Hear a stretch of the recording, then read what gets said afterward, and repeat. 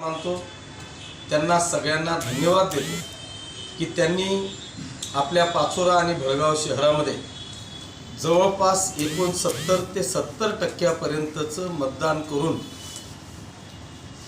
आपला लोकशाहीचा जो मतदानाचा अधिकार दिलेला आहे तो अधिकार बजावून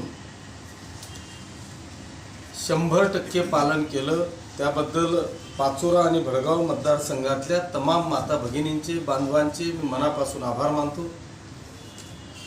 त्यातल्या त्यात सर्व पक्षीय कार्यकर्त्यांना मनापासून धन्यवाद देतो की महाराष्ट्रात जिल्ह्यात कुठे काय झालं मला माहीत नाही, परंतु पाचोरा आणि भडगाव शहरामध्ये थोड्याफार प्रमाणात कार्यकर्त्यांची हमरी-तुमरी जर का सोडली तर मला वाटतं अतिशय शांतपणे पाचोरा आणि भडगाव शहरातलं मतदान हे सुरळीतरित्या पार पडलं।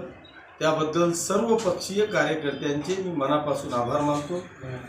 अशी शांतता ही अभेद्य राखण्याकरता मी सगळ्यांना मनापासून आव्हान करतो। खरं म्हणजे काल इलेक्शन झालं आणि आज सगळ्याच कार्यकर्त्यांमध्ये, सर्व पक्षीय नेत्यांमध्ये, कार्यकर्त्यांमध्ये उत्साह होता की उद्या लगेच काउंटिंग होईल आणि आपल्याला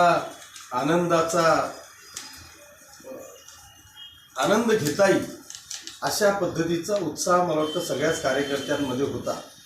परंतु निवडणूक आयोगाच्या निर्णयामुळे त्यांच्यामध्ये थोडासा हिरमोड झाला। आणि तिसरा विषय असा आहे की मागच्या काही चर्चांना उधाण पुन्हा आज आलेलं आहे। सगळ्या कार्यकर्त्यांमध्ये संभ्रम आहे की एवढे 20 दिवस हा मतमोजणीचा कार्यकाळ लांबलेला आहे, त्याच्यामुळे पेट्यांमध्ये काही घोळ होईल का, तिथे काही गडबड होईल का। पण मी आपल्या माध्यमातून सर्व हितचिंतकांना किंवा पाचोरा आणि भडगाव शहरवासियांना या निमित्तानं आव्हान वजा विनंती करतो की अशा प्रकारे कुठल्याही मतपेटीमध्ये अशी काहीही घटना घडणार नाही याची 100% खात्री मी या निमित्तानं आपल्याला देतो।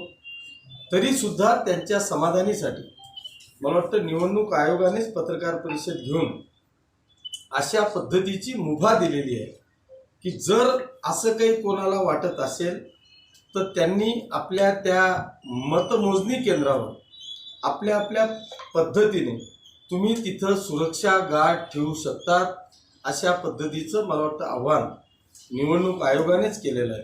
त्याच्यामुळे मी माझ्याकरता नाही पण माझ्या कार्यकर्त्यांच्या हितचिंतकांच्या समाधानीसाठी दोघही ठिकाणी मी स्वतंत्ररित्या आपलं गार्ड त्या दोघही मतमोजणी केंद्रावर लावणार आहे।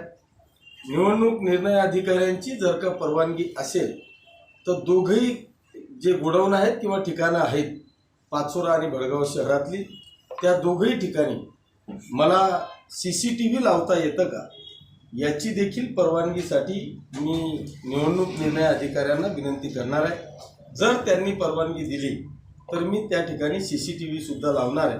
त्याच्यामुळे जो काही चर्चांना उधाण बाहेर येतोय त्या चर्चांना कुठेतरी पूर्णविराम मिळावा यासाठी या दोघी गोष्टी मी या निमित्तानं त्या ठिकाणी करणार आहे। धन्यवाद। जय हिंद, जय महाराष्ट्र।